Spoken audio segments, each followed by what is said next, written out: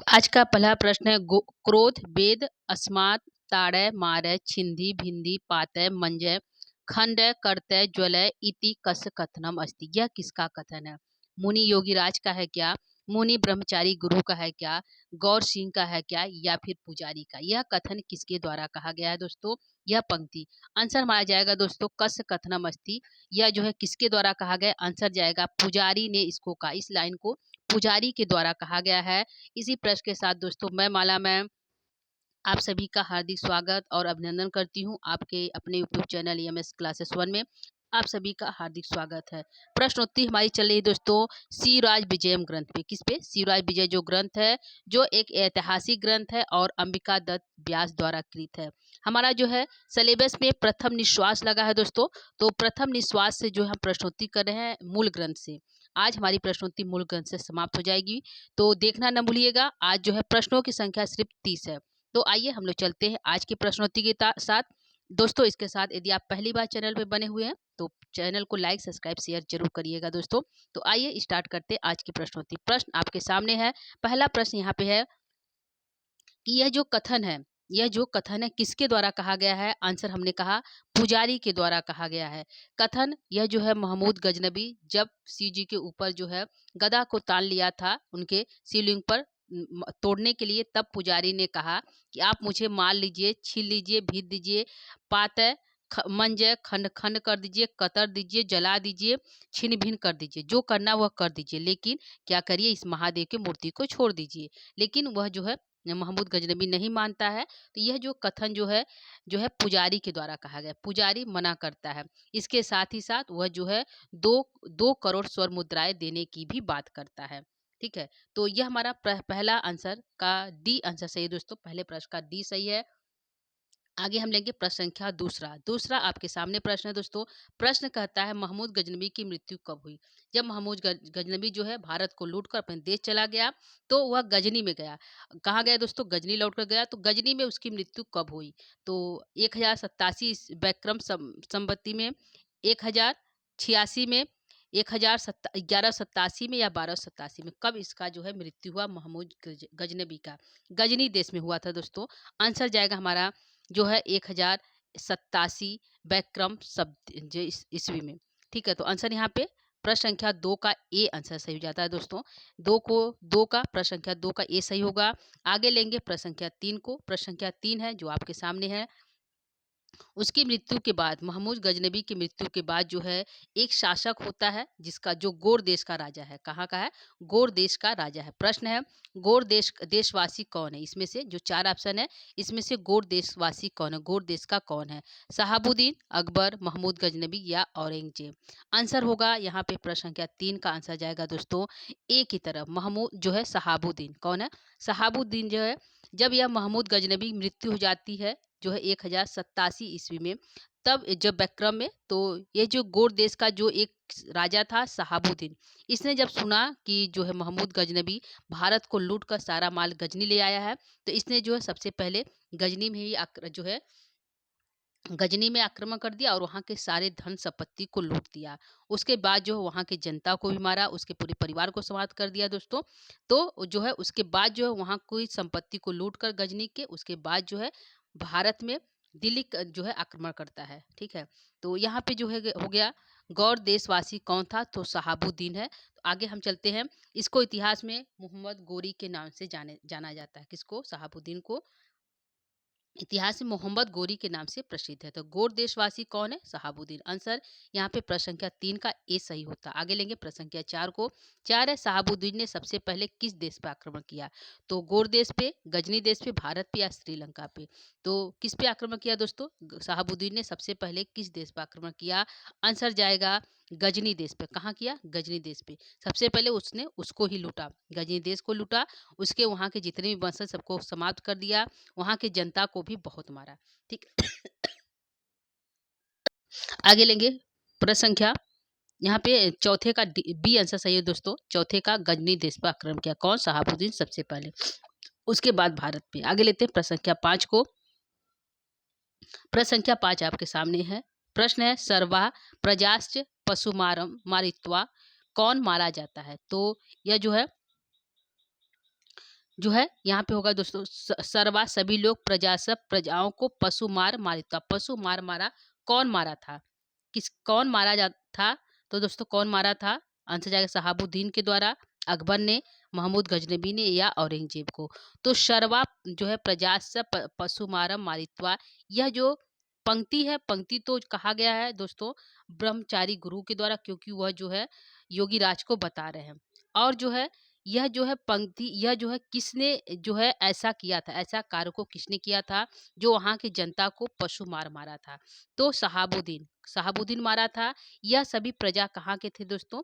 यह सभी प्रजा जो है गजनी देश के थे। कहाँ के थे? गजनी देश पे, गजनी देश के प्रजा को जो है यह शहाबुद्दीन जो है पशु मार मारा था। जैसे पशु को मारा जाता है, उन प्रजाओं को पशु मार मारित्वा।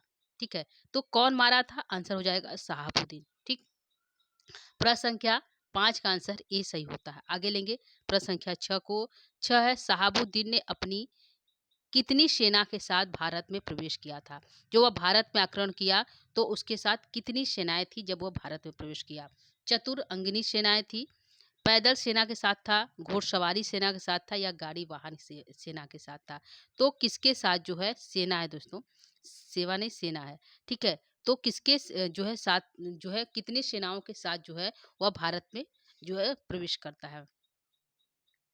तो यहाँ पे आंसर हो जाएगा चतुरंगिनी सेनाएं, यानी कि पैदल भी थे सेना, घुड़सवारी भी थे, हाथी भी थे। तो इस प्रकार से चतुरंगिनी सेनाओं के साथ जो है कुतुब शहाबुद्दीन जो है भारत पे आक्रमण करता है। कहाँ पे? भारत पे। तो आंसर यहाँ पे प्रश्न संख्या 6 का ए सही हो जाता है। आगे लेंगे प्रश्न संख्या 7 की तरफ चलते हैं।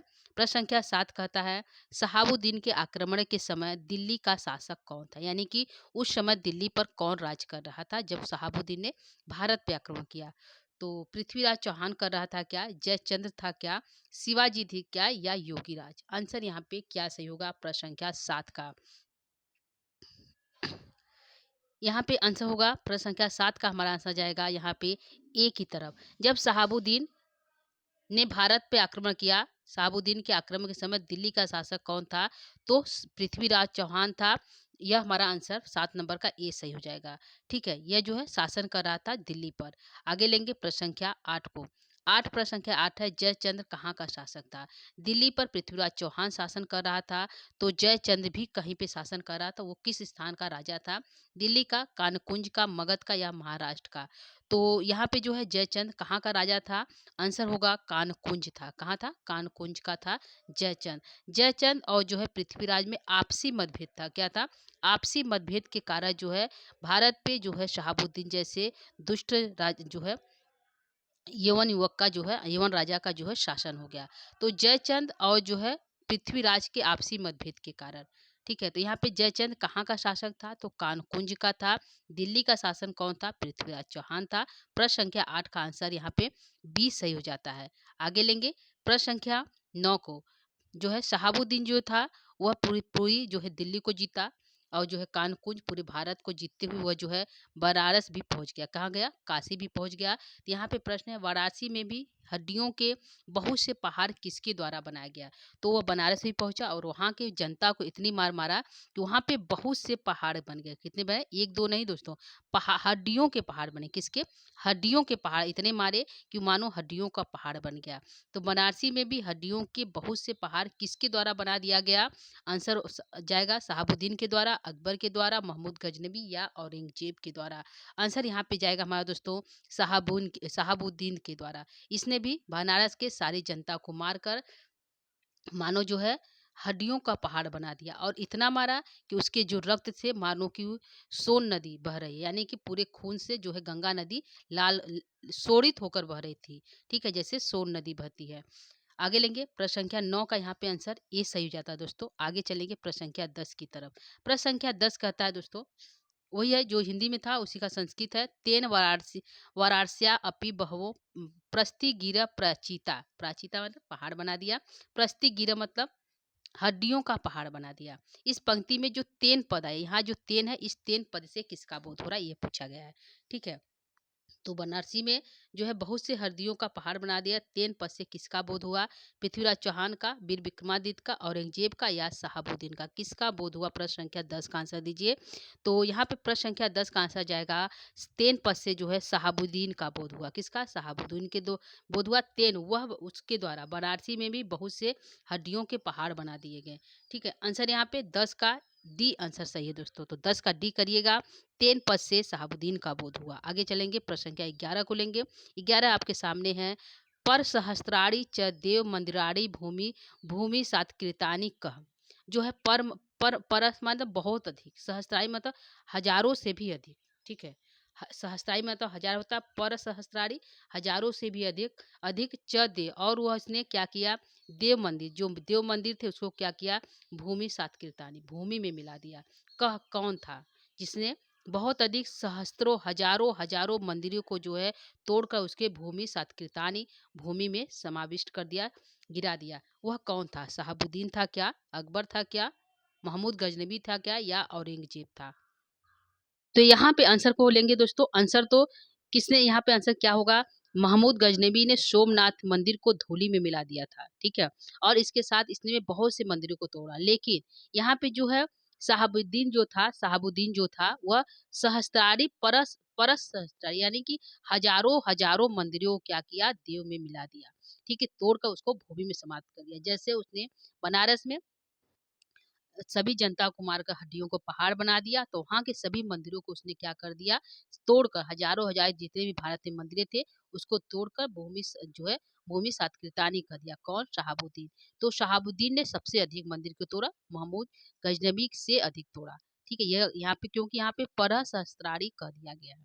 ठीक है, तो यहाँ पे 11 नंबर प्रश्न का आंसर जो है ए करेक्ट हो जाता है। आगे लेंगे प्रश्न संख्या 12 की तरफ। 12 है, भारतवर्ष में यौनों का बीजारोपण किसने किया था? जब भारत में, क्योंकि भारत में हिंदू ही राज्य था, भारत एक हिंदू राज्य था, तो ये इसमें जो है मुसलमानों यानी कि यौनों यौनों यानी मुसलमानों का बीजारोपण किसके द्वारा किया गया?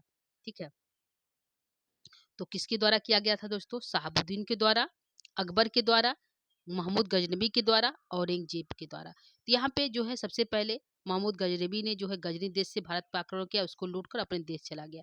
वह यहाँ पे ठहरा नहीं। ठीक है, लेकिन यहाँ पे जो एक शासक हुआ जो जो शहाबुद्दीन था, कौन था? शहाबुद्दीन था। इसने क्या किया?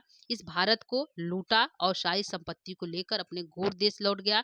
लेकिन उसने अपने एक जो है गुलाम उसका था, उस दास को, जो खरीदा हुआ दास था, उस दास को जो इस भारत में दिल्ली का शासक बनाकर यहाँ से चला गया। यानी कि भारतवर्ष में यौनों का बीजारोपण किसने किया? तो आंसर जाएगा शहाबुद्दीन के द्वारा। किसके द्वारा दोस्तों? शहाबुद्दीन के द्वारा। आंसर 12 नंबर प्रश्न का आंसर एक करेक्ट हो जाता है। आगे चलेंगे, प्रश्न संख्या 13 को लेते हैं। 13 है, 13 प्रश्न कहता है भारत का सम्राट शहाबुद्दीन ने किस गुलाम को बनाया? ठीक है, प्रश्न फिर से सुनिएगा दोस्तों। प्रथम भारत का सम्राट शहाबुद्दीन यानी मोहम्मद गोरी जिसको कहा जाता है, ने अपने किस गुलाम को बनाया? यानी कि कौन सा गुलाम था जिसको उसने भारत का प्रथम सम्राट बनाकर अपने देश, गोर देश लौट गया? कुतुबुद्दीन ऐबक को बनाया क्या? मुमताज को, इल्तुतमिश को या बलबन को? किसको बनाया उसने जो है भारत का प्रथम जो है सम्राट? आंसर लेंगे कुतुबुद्दीन ऐबक को बनाया। किसको बनाया? ऐबक को बनाया। ठीक, तो यहाँ पे आंसर प्रश्न संख्या 13 का ए सही हो जाता है दोस्तों। ध्यान रखिएगा, इसने जो है प्रथम जो है बीजारोपण किया मुसलमानों का भारत में, शहाबुद्दीन, और इसने गुलाम वंश की स्थापना भी कराई कुतुबुद्दीन ऐबक के द्वारा। ठीक है, तो किसको बनाया? कुतुबुद्दीन ऐबक को शासक बनाकर वह चला गया। प्रश्न संख्या 13 का आंसर ए सही हो जाता है। यहाँ पे कुतुबुद्दीन ऐबक के बाद जो इल्तुतमिश राजा बनता है, इसके बाद जो है बलबन बनता है। तो यह जो है क्रम चलता है। यह सभी जो एक दूसरे के गुलाम थे। किसके थे? एक दूसरे, शहाबुद्दीन का गुलाम इल्तुतमिश जो है इल्तुतमिश का गुलाम जो है बलबन। इस प्रकार से जो ये प्रक्रिया गुलामों की चली। ठीक है, आंसर यहाँ पे ए सही होता है प्रश्न संख्या 13 का। आगे लेंगे प्रश्न संख्या 14 को। 14 है, उद तुलु तुलु तुलुलत पद में कौन सा लकार एवं वचन है? तो उद तुतुलत में लकार एवं वचन पूछा है, कौन सा है? तो यह जो है लट लकार प्रथम पुरुष एक वचन है क्या? लुंग लकार प्रथम पुरुष एक वचन है क्या? लंग लकार उत्तम पुरुष एक वचन है क्या? या फिर लोट लकार उत्तम पुरुष एक वचन? यहाँ पे क्या सही होगा? प्रश्न संख्या का प्रश्न संख्या 14 का आंसर यहाँ पे क्या सही होता है। ठीक है, तो यहाँ पे जो आंसर जाएगा प्रश्न संख्या 14 का आंसर लेंगे कि यहाँ पे जो है उद तुलुतम जो पद है यह जो लुंग लकार प्रथम पुरुष एक वचन है। क्या है? यह जो शब्द है जो है धातु रूप है, तो यहाँ पे जो है लुंग लकार प्रथम पुरुष के एक वचन में यह शब्द बनता है उद तुलु लत। ठीक, तो यहाँ पे 14 का बी आंसर सही हो जाता है दोस्तों। आगे लेंगे प्रश्न संख्या 15 को। 15 है अकारसु पद में कौन सा लकार एवं वचन है। ठीक है, यहाँ पे भी पूछा अकारसु पद में कौन सा लकार एवं वचन है। तो लट लकार प्रथम पुरुष एक वचन, लुंग लकार प्रथम पुरुष एक वचन, लंग लकार प्रथम पुरुष एक वचन, लोट लकार प्रथम पुरुष एक वचन। तो यहाँ पे 15 नंबर प्रश्न का आंसर जाएगा बी की तरफ। क्या जाएगा? बी की तरफ। आंसर यहाँ पे बी करेक्ट हो जाता है। लुंग लकार प्रथम पुरुष एक वचन बनता है अकारसु। ठीक है, तो यहाँ पे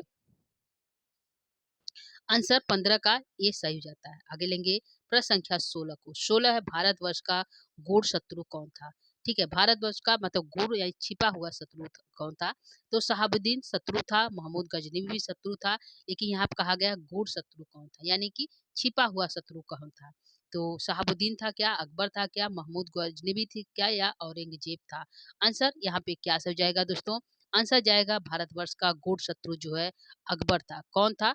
अकबर था। तो यह जो है 16 प्रश्न का बी आंसर सही हो जाता है। आगे लेंगे प्रश्न संख्या 17 को। 17 आपके सामने है। 17 कहता है शांति प्रिय और विद्वान का आदर करने वाला कौन सा शासक था। कौन सा ऐसा राजा हुआ जो शांति प्रिय भी उसको पसंद था और जो विद्वानों का आदर सम्मान भी करता था। वह कौन राजा था? शहाबुद्दीन था क्या, अकबर था क्या, महमूद गजनवी था क्या, या औरंगजेब था। यहाँ पे शहाबुद्दीन लूट कर अपने देश चला गया, महमूद गजनवी भी अपने देश चला गया, बच गया यहाँ पे क्योंकि गुलाम वंश की स्थापना की। उसके बाद जो है बाबर यानी मुगल वंश आया। मुगल वंश का जो एक राजा अकबर था वह जो है शांति प्रिय और विद्वान और गूढ़ शत्रु भी था। तो यहाँ पे 17 का आंसर बी सही हो जाता है। ठीक है, यहाँ पे वंश यानी मुगल वंश की जो है लंबा लंबा जो चला उसकी शासन व्यवस्था जो है औरंगजेब उसका जो है पपौत्र था। किसका? अकबर का। तो यहाँ पे 17 का यहाँ पे बी आंसर सही हो जाता है दोस्तों। तो 17 का बी यहाँ पे सही होता है। आगे लेंगे प्रश्न संख्या 18 को। 18 को देखिएगा, यहाँ पे अश एव पपौत्र मूर्तिम ईद कलयुगम गृहता विग्रह एव चाधर्म इस पंक्ति में कौन सा अलंकार है। तो यहाँ पे दो पद दिए गए हैं अलग अलग, हम एक साथ इसको लिए दोस्तों। यहाँ पे मूर्तिम मूर्तिम ईव कलयुग, मानो मूर्ति ने कलयुगी मूर्ति का रूप धारण कर लिया है। गृहतम विग्रह च धार्म। ठीक है, दो यहाँ पे पंक्ति हुई है, तो इस दोनों में कौन सा अलंकार है। ठीक है, तो उत्प्रेक्षा है क्या, उपमा है क्या, रूपक है या यमक है। ठीक है, दो पंक्ति है एक साथ हम लाए हैं दोस्तों। ये इसमें भी कौन सा अलंकार है और इसमें भी कौन सा अलंकार है। ठीक है, तो इन दोनों पंक्तियों में एक ही अलंकार का प्रयोग किया गया है, वह अलंकार है उत्प्रेक्षा अलंकार। कौन सा दोस्तों? उत्प्रेक्षा अलंकार। तो 18 का आंसर ए सही हो जाता है। मानो मूर्तियों ने कलयुग ने मूर्ति को धारण कर लिया है। ठीक है, यहाँ पे जो है यहाँ पे एक पूछा है कि यहाँ पे अश ए पपौत्र वह उसका ही पपौत्र था। तो अस एव से किसका बोध हुआ दोस्तों? तो अस एव से जो है अकबर का बोध हुआ। किसका? अकबर का बोध हुआ। तो यह जो अश ए उसका ही पपौत्र था। तो अस ए अकबर का पपौत्र कौन था? तो अकबर का पपौत्र था औरंगजेब। कौन था? औरंगजेब जो है अकबर का प्रपौत्र था।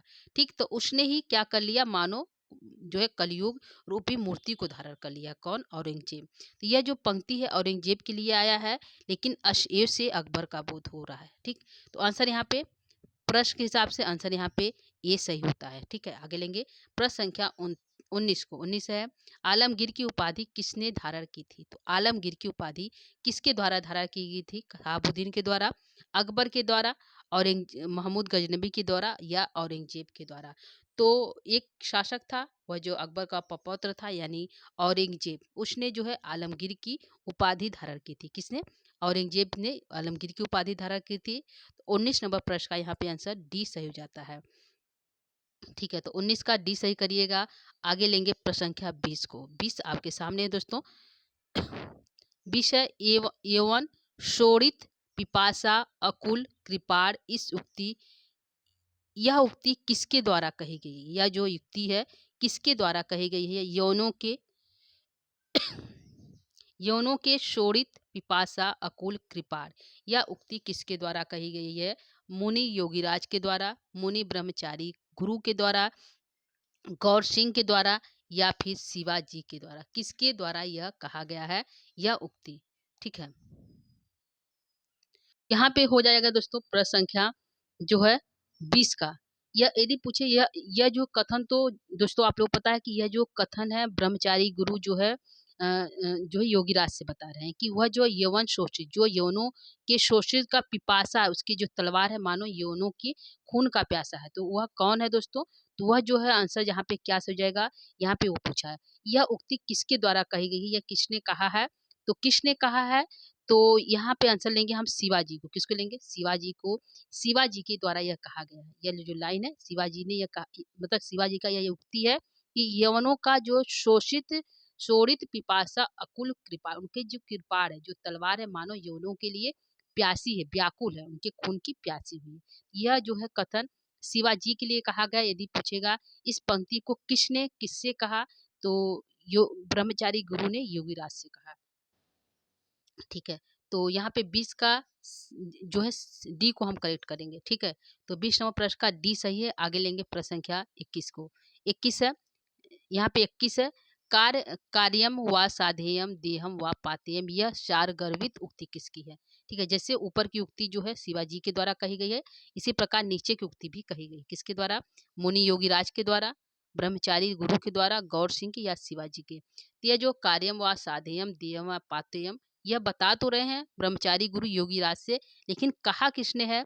तो कहा किसने है दोस्तों? तो आंसर होगा शिवाजी ने कहा। यह शिवाजी ने की उक्ति है, सारगर्भित जो है उनकी वाणी है कि यदि हम कार को साधेंगे नहीं तो जो है देह को त्याग देंगे।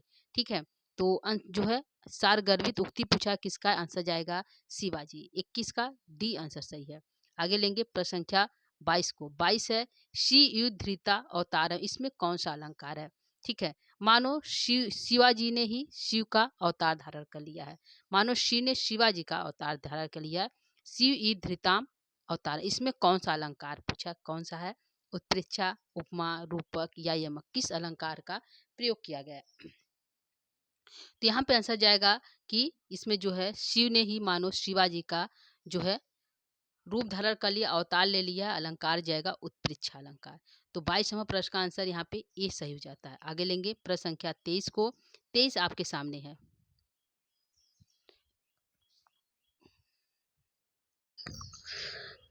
प्रश्न संख्या 23 कह रहा है दोस्तों, शिवराज विजय ग्रंथ के अनुसार सेना सहित शिवाजी किस दुर्ग में निवास कर रहे थे?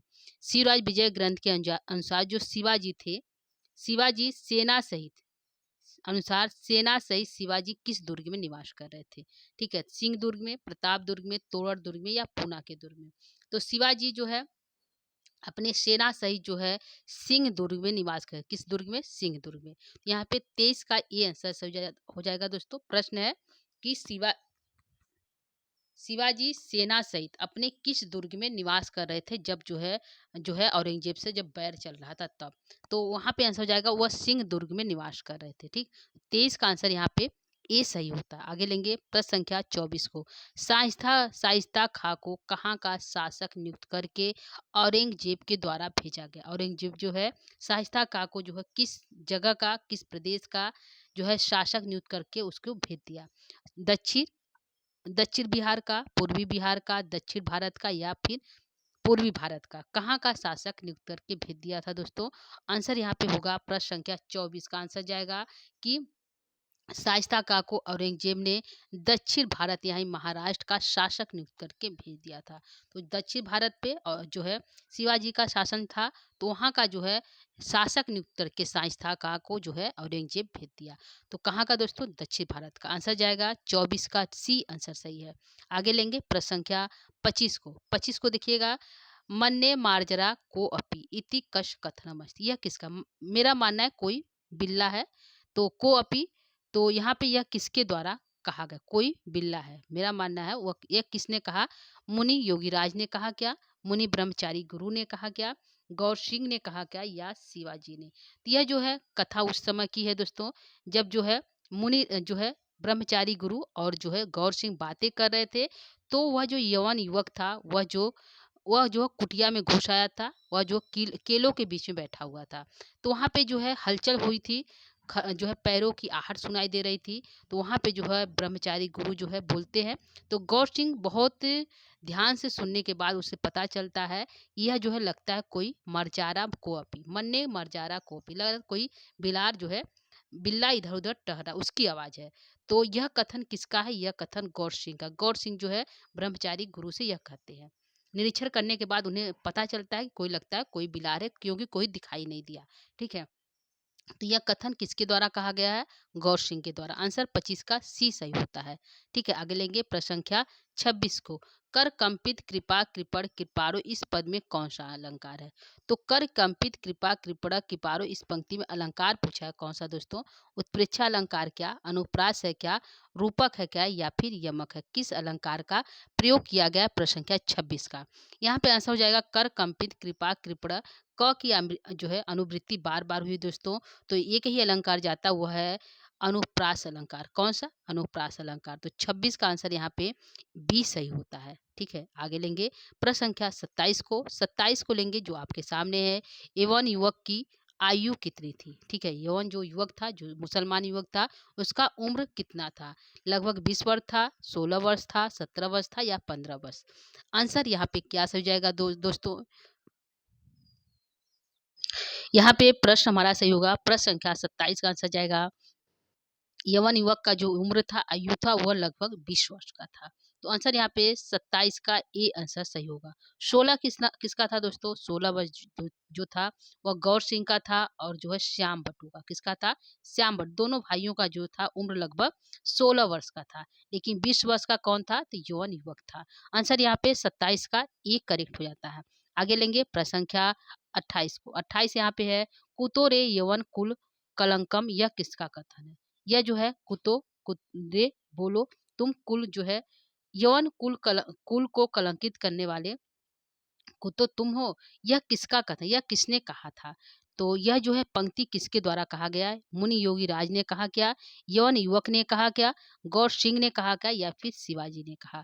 यह जो है जब वह देख लेता है, कौन? गौर सिंह जब यवन युवक को देख लेता है कि वह केलों के बीच में है, वह तब जो है यवन युवक जो है बाहर निकल आता है, तब यह कथन जो है कुतो रे यवन कुल कलंकता, यह कथन जो है गौर सिंह के द्वारा यवन युवक को कहा जाता है। तो आंसर यहाँ पे सी सही है 28 का। तो 28 का सी सही करिएगा। आगे लेंगे प्रश्न संख्या 29 को। ध्यान रखिएगा, यह जो है गौर सिंह के द्वारा कहा गया। अगला लेंगे प्रश्न संख्या 29। 29 है, अन्यथा मद मद असी भुजंगिना दृष्टा छड़ाद कथा से संवत्यम, क्या यह पंक्ति किसके द्वारा कही गई है? तो यह किसके द्वारा कहा गया? अन्यथा जो है तुम्हारी कहानी मात्र ही क्या हो जाएगा? कथा मात्र ही शेष बचेगा क्षण मात्र के लिए। यदि मेरी जो 80 रुपये संपड़ी, जो तलवार रुपये यदि सरपड़ी चढ़ी, तो तुम्हारा क्या बचेगा? सिर्फ कथा मात्र ही शेष बचेगा। यह पंक्ति किसके द्वारा कहा गया है? मुनि योगीराज के द्वारा, यवन युवक के द्वारा, गौर सिंह के द्वारा, या शिवाजी के? ध्यान रखिएगा इसका आंसर क्या? अन्यथा मद 80 भुजंगिना, जो मेरी 80 रुपये तलवार रुपी जो है जो तलवार रूपी जो सरपड़ी है, इससे दृष्टा क्षण मात्र के लिए तुम्हारा क्या बचेगा? कथा मात्र ही शेष बचेगा। तो यह जो है कथन किसके द्वारा कहा गया है? तो यहाँ पे क्या सही होगा? प्रश्न संख्या 29 का आंसर क्या सही होगा? आंसर यहाँ पे को लेते हैं, मुनि योगीराज, यवन युवक, गौर सिंह, या शिवाजी। आंसर को क्लिक करते हैं, आंसर जाएगा हमारा यवन युवक के द्वारा कहा गया है। आंसर यहाँ पे बी सही होता है। क्या? यह जो है गौर सिंह के लिए जो है यौन युवक कहता है। ठीक है, तो यहाँ पे बी आंसर सही हो जाता है। प्रश्न संख्या 29 का लेते हैं आज का आखिरी प्रश्न। प्रश्न है, यौन युवक के कटिबंध से क्या प्राप्त हुआ? यौन युवक ने जो है कटिबंध यानी कमर में कुछ लिया था, वह क्या नाम था? यौन युवक के कटिबंध से क्या प्राप्त हुआ? पैसा प्राप्त हुआ क्या? पत्र प्राप्त हुआ, चाकू, या बघ्न नखन? क्या प्राप्त हुआ यौन युवक के कटिबंध से यानी कमर से?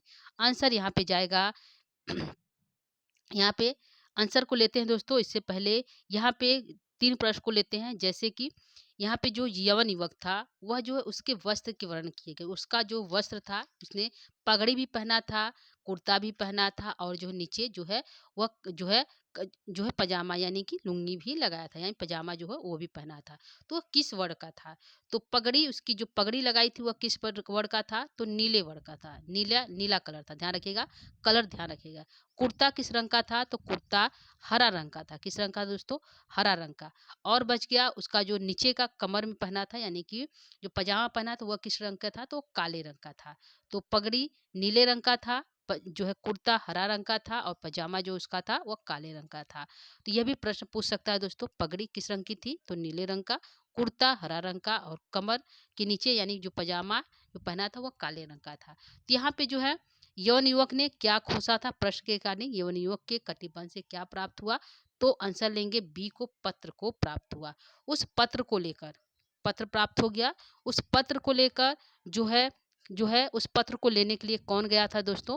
तो वहाँ पे जो उसके छात्रगण थे, जो सेवक थे, वह ले गए। सेवक के द्वारा, यहाँ पे ब्रह्मचारी गुरु के सेवक थे, उसने उस पत्र को लेकर सेवक सहित जो है कहाँ जाते हैं? तो कुटिया के अंदर सब चले जाते हैं। तो कुटिया के अंदर चले जाते हैं, तो यहाँ पे जो है प्रथम निश्वास समाप्त हो जाता है। ठीक है। पत्र स्वयं गौरवटू नहीं लेता है, सेवक वहाँ पे रहते हैं, उसके द्वारा जो है ब्रह्मचारी गुरु के आदेश से जो है सेवक के द्वारा पत्र को खोजा जाता है। पत्र कटिबंध से प्राप्त होता है। उस पत्र को लेकर सेवक सहित जो है गौरवटू तो गौरवटू, ब्रह्मचारी गुरु और जो सेवक सही सब कहाँ प्रवेश करते हैं? कुटिया में। तो समाप्त हो जाता है कि सभी लोग कुटिया में प्रवेश करते हैं पत्र को लेकर। तो यहाँ पे प्रथम निश्वास समाप्त हो जाता है। इसके साथ ही आज की प्रश्नोत्तरी भी समाप्त हो गई दोस्तों, हमारा ग्रंथ शिवराज विजयम से। तो प्रश्न उत्तरी कैसा लगा दोस्तों? उम्मीद करती हूँ आप लोग को अच्छा लगा होगा। यदि आप इसको देखते हैं तो आपकी परीक्षा में जो है ये लाभकारी सिद्ध होगा। तो दोस्तों आज के क्लास को यहीं पे समाप्त करेंगे। कल जो है हमसे आगे की जो है प्रश्नोत्तरी लेकर उपस्थित होंगे, यानी कि दूसरे बुक से किसी दूसरे टॉपिक पे। जैसे अभी हमारा 2 बुक बचा हुआ है, इसके साथ ग्रामर भी बचा हुआ है। कोशिश करूंगी जल्दी से इसके पूर्ण कर दें, क्योंकि समय बहुत कम है, 20-25 दिन ही है। आज हो गया हमारा जो है 22 तारीख हो गया। तो हमारा जो है 15, 16, 14, 15 का डेट है परीक्षा का। देखिए कब तक यह जो है हम इसे कोशिश करेंगे जल्दी से जल्दी पूर्ण कर दें। तो दोस्तों आज के लिए इतना ही। प्रश्नोत्तरी कैसा लगा, साथ में कितने सही हुए, आपके 30 में से कितने सही हुए जरूर बताइएगा। कमेंट मैसेज का इंतजार रहेगा दोस्तों, तो जरूर बताइएगा। ठीक है, और साथ में कैसा लगा यही बताइएगा। और यदि चैनल पे पहली बार बने तो चैनल को लाइक, सब्सक्राइब, शेयर जरूर करिएगा अपने दोस्तों तक, जिससे हमारे चैनल वहाँ तक हमारी जो क्लास है उन सभी के पास पहुँच सके। तो दोस्तों आज के लिए इतना ही। नमो नमः, नमः संस्कृता और जो है गुड मॉर्निंग। धन्यवाद।